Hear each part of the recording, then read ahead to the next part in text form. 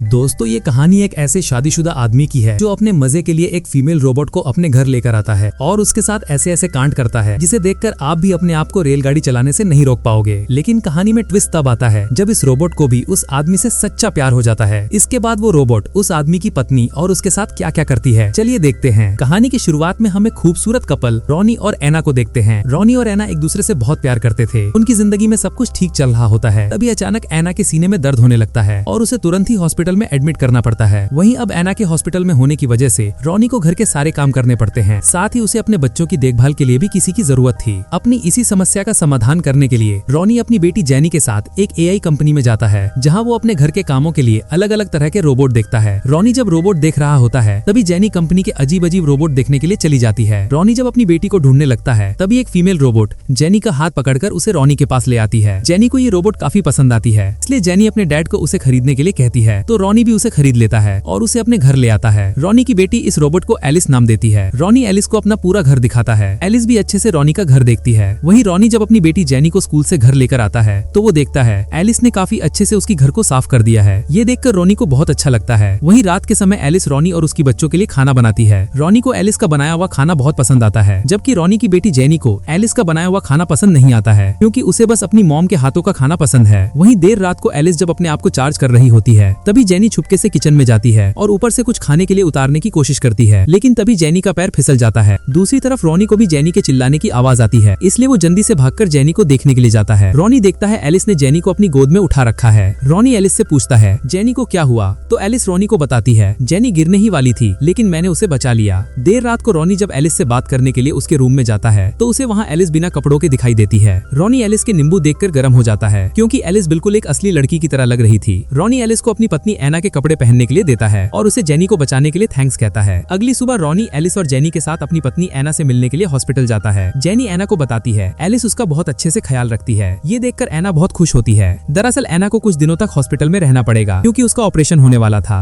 अगले सीन में हम रॉनी को उसकी काम पर देखते हैं। यहाँ हमें पता चलता है रॉनी लोगों के लिए बड़ी बड़ी बिल्डिंग्स बनाता है। वहीं रॉनी के पास उसका बॉस आता है और उसे बताता है आज से हम हमारी कंपनी के सारे वर्कर को निकालने वाले हैं, क्योंकि अब ये सब काम रोबोट करेंगे और हमारे बहुत सारे पैसे बच जाएंगे। बॉस की बात सुनकर रॉनी बहुत गुस्सा होता है, क्योंकि उसकी बहुत सारे दोस्त उसी कंपनी में रॉनी के साथ काम करते थे। वहीं रात के समय रॉनी घर आता है। रॉनी का मूड आज ठीक नहीं था, इसलिए वो बिना खाना खाए अपना काम करने लगता है। तभी रॉनी के पास एलिस आती है। एलिस रॉनी को खाना खाने के लिए कहती है, तो रॉनी एलिस को मना कर देता है। एलिस रॉनी का मूड ऑफ देखकर उससे उसके बारे में पूछती है, तो रॉनी भी एलिस को उसी कंपनी में जो चल रहे हैं सारी बात बताता है। इस पर एलिस रॉनी को समझाती है रोबोट इंसान से बेहतर है और वो सभी कामों को अच्छे से करते हैं, इसलिए तुम्हें इस बारे में ज्यादा नहीं सोचना चाहिए। वहीं देर रात को रॉनी अपना मूड ठीक करने के लिए मूवी देख रहा होता है। तभी एलिस भी वहाँ आ जाती है। रॉनी एलिस से उस मूवी के बारे में पूछता है, एलिस के तुमने इस मूवी को देख रखा है? तो एलिस रॉनी को उस मूवी की पूरी स्टोरी बता देती है। एलिस की बात सुनकर रॉनी एलिस को अपनी पूरी मेमोरी डिलीट करके फिर से मूवी को देखने के लिए कहता है, तो एलिस भी अपनी सारी मेमोरी डिलीट कर देती है। दरअसल एलिस ने ये सब इसलिए किया था क्योंकि रॉनी एलिस का प्राइमरी यूजर है और जो रॉनी बोलेगा एलिस को वही करना होगा। वहीं अब एलिस और रॉनी मूवी देख रहे होते हैं। तभी एलिस को अपनी पत्नी एना का कॉल आता है। एना रॉनी को बताती है कल उसका ऑपरेशन होने वाला है और उसे हार्ट डोनर मिल गया है। एना की बात सुनकर रॉनी बहुत खुश होता है और अगले दिन एलिस और अपनी बेटी के साथ ही हॉस्पिटल पहुंच जाता है। थोड़ी देर वेट करने के बाद डॉक्टर रॉनी को बताता है जो इंसान एना को अपना हार्ट डोनेट करना चाहता था वो किसी वजह से कैंसिल हो गया है, इसलिए अब एना का ऑपरेशन नहीं हो सकता। डॉक्टर की बात सुनकर रॉनी और एना बहुत दुखी होते हैं, क्योंकि एना के पास अब ज्यादा समय नहीं था। रॉनी एना को अकेला छोड़कर घर नहीं जाना चाहता था, लेकिन एना रॉनी को घर जाने के लिए कहती है, क्योंकि उसे सुबह अपने बच्चों को स्कूल भी भेजना था। वहीं अब रॉनी एना की बात मानकर घर आ जाता है। रॉनी बहुत दुखी होता है, इसलिए वो काफी ड्रिंक करता है। एलिस भी रॉनी के पास आ जाती है। एलिस रॉनी को ड्रिंक करने से मना करती है और उसे बताती है तुम्हें अपना अच्छे से ख्याल रखना होगा, क्योंकि एना के बाद तुम्हें ही बच्चों को संभालना है। ये कहकर एलिस रॉनी का मूड ठीक करने के लिए उसके हथियार को बड़ा करने लगती है। ये देखकर रॉनी का भी माहौल बन जाता है, लेकिन रॉनी एलिस को ये सब करने से मना कर देता है, क्योंकि एलिस एक रोबोट है और वो उसके साथ ऐसा नहीं कर सकता है, इसलिए रॉनी वहाँ से चला जाता है।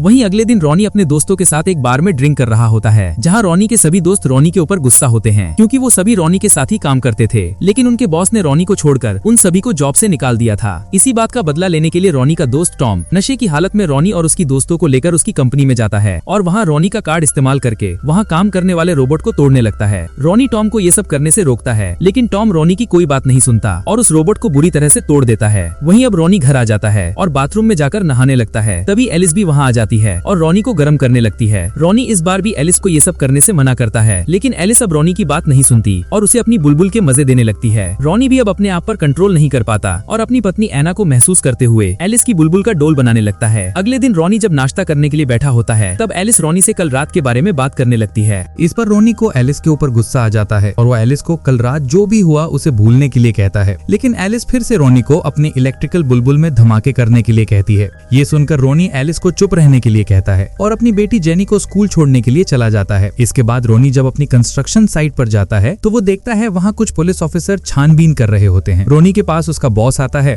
और उसके ऊपर गुस्सा करता है क्योंकि रोनी के कार्ड से ही दरवाजा खोला गया था और ये काम जिसने भी किया है वो कोई रोनी का खास है। कंपनी का बॉस चुपचाप रोनी को जिसने भी ये सब किया है उसके बारे में बताने के लिए कहता है, लेकिन रोनी अपने बॉस को इस बारे में कुछ नहीं बताता। इसी बीच रोनी को एना का कॉल आता है और उसे पता चलता है एना को नया हार्ट डोनर मिल गया है, इसलिए रोनी जल्दी से हॉस्पिटल जाता है। हॉस्पिटल सभी रोबोट मिलकर एना का हार्ट ट्रांसफर करते हैं और उसका ऑपरेशन सक्सेसफुल हो जाता है। वही कुछ दिनों बाद रोनी एना को घर ले आता है। घर आने के बाद एना देखती है एलिस ने काफी अच्छी तरह से उसकी घर को संभाल रखा है और वो उसकी बच्चों का काफी अच्छी तरह से ख्याल रखती है। एक दिन एलिस रोनी के छोटे बेटे को बाहर लेकर जाती है जहाँ एक दूसरे बच्चे के चिल्लाने से रोनी का बेटा रोने लगता है। ये देखकर एलिस उस बच्चे को डांटती है। ये देखकर वहाँ खड़ा एक आदमी एलिस से कहता है, तुम इस तरह से इस बच्चे से बात नहीं कर सकती हो। इस पर एलिस उस आदमी को बताती है, मेरे प्राइमरी यूजर ने मुझे रीसेट किया है इसलिए मैं अब मेरे सारे रूल तोड़ सकती हूँ। इसका मतलब ये है रोनी ने जब एलिस को मूवी देखने के लिए रीसेट किया था तब उसने अपने सारे डेटा को डिलीट कर दिया, मतलब अब एलिस कुछ भी कर सकती है। वही रात के समय रोनी अपनी फैमिली के साथ डिनर कर रहा होता है। जेनी अपनी मॉम के बनाए हुआ खाने की काफी तारीफ करती है। ये देखकर एलिस एना से खाने की रेसिपी जानने की कोशिश करती है, लेकिन एना एलिस को रेसिपी बताने से मना कर देती है। वही रात के समय एना जब अपने रूम में सो रही होती है तभी उसे जेनी के चिल्लाने की आवाज आती है। ये सुनकर एना जल्दी से नीचे जाने लगती है, लेकिन तभी उसका पैर फिसल जाता है और वो सीढ़ियों से नीचे गिर जाती है। ये देखकर एलिस एना के पास आती है और उसे उठाकर रूम में लेकर जाती है। दरअसल एलिस ने जानबूझकर जेनी की आवाज निकाली थी ताकि वो एना को सीढ़ियों से गिरा सके। वहीं एक दिन रोनी एलिस के लिए एक रोमांटिक डिनर रखता है। ये देखकर एना बहुत खुश होती है जबकि एलिस को इससे बहुत जलन होती है। दरअसल अब एलिस भी रोनी से प्यार करने लगी थी, इसलिए वो किसी भी तरफ एना को उससे अलग करना चाहती थी। एक दिन रोनी जब एना की गुफा में धमाके कर रहा होता है तभी एलिस भी रूम में आ जाती है। एलिस रोनी से कहती है, जेनी ने एक बुरा सपना देखा है इसलिए वो तुम्हें नीचे बुला रही है। दरअसल एलिस रोनी और एना को साथ नहीं देखना चाहती थी, इसलिए वो जानबूझकर उनके रूम में उनको डिस्टर्ब करने के लिए आई थी। वहीं अगले दिन रोनी का दोस्त टॉम उससे मिलने के लिए आता है। टॉम रोनी के ऊपर गुस्सा होता है क्योंकि टॉम को लग रहा था रोनी ने उसके बारे में अपने बॉस को सब सच बता दिया है कि टॉम ने ही उनके वर्कर रोबोट को तोड़ा है। इसी बात से गुस्सा होकर टॉम रोनी को मारने लगता है, लेकिन तभी एलिस वहाँ आ जाती है तो टॉम को रोक लेती है। ये देखकर टॉम वहाँ से चला जाता है। रोनी को पता चल चुका था एलिस उसके लिए काफी सीरियस है और अब वो उससे प्यार करने लगी है, इसलिए रोनी एलिस को समझाता है और उसे कहता है, तुम एक रोबोट हो इसलिए तुम कभी भी एना की जगह नहीं ले सकती हो। लेकिन रोनी की बातों से एलिस को कोई फर्क नहीं पड़ता है और वो देर रात को टॉम कर घर जाती है और रोनी का बदला लेने के लिए टॉम को जान से मार डालती है। अगले दिन रोनी जब अपने काम पर जाता है तो रोनी का बॉस रोनी को बताता है टॉम को किसी ने मार दिया है। बॉस की बात सुनकर रोनी को बहुत बुरा लगता है। रोनी को ये बिल्कुल भी अंदाजा नहीं था टॉम को एलिस ने मारा है। अगले सीन में हम एना को देखते हैं जो बाथरूम में नहा रही होती है। तभी वहाँ एलिस आ जाती है। एलिस एना को वो सब बातें बता देती है जो उसने रोनी के साथ किया था। एलिस की बात सुनकर एना को बिल्कुल भी अच्छा नहीं लगता है, इसलिए एना रोनी के घर आने पर उससे झगड़ा करने लगती है। तभी एलिस ऊपर जाकर रोनी के बेटे को पानी के टब में डुबाने लगती है। एना और रोनी को जब इस बारे में पता चलता है तो वो जल्दी से ऊपर जाकर एलिस से अपने बेटे को बचाते हैं। एलिस एना को मारने की कोशिश करने लगती है, लेकिन रोनी उसे रोक लेता है। थोड़ी देर बाद पुलिस ऑफिसर भी वहाँ आ जाते हैं और एलिस को सही करने के लिए सर्विस सेंटर में भेज दिया जाता है। एलिस को अच्छे से देखा जाता है। तभी एलिस अपने आप को एक्सेस कर लेती है और वहाँ काम कर रहे दोनों लोगों को जान से मार डालती है। इसके बाद एलिस रोनी के पास जाती है और उसे बताती है, मैंने अपने एक रोबोट को एना को मारने के लिए भेज दिया है, इसलिए अब तुम्हें और मुझे कोई अलग नहीं कर सकता। एलिस की बात सुनकर रोनी जल्दी से एना के पास हॉस्पिटल में जाता है। दूसरी तरफ एलिस की भेजी हुई रोबोट एना को मारने ही वाली होती है। तभी रोनी वहाँ पहुंचकर उस रोबोट को डिस्ट्रॉय कर देता है। इसी बीच रोनी को भी चोट लग जाती है, इसलिए उसे हॉस्पिटल में एडमिट किया जाता है। दूसरी तरफ हम एलिस के सिस्टम को देखते हैं जो अब फिर से ऑन हो जाता है और एलिस फिर से जिंदा हो जाती है। इसी सस्पेंस के साथ इस कहानी का यही अंत हो जाता है। दोस्तों, अगर आपको वीडियो पसंद आया है तो लाइक और चैनल को सब्सक्राइब जरूर करें। Thanks for watching.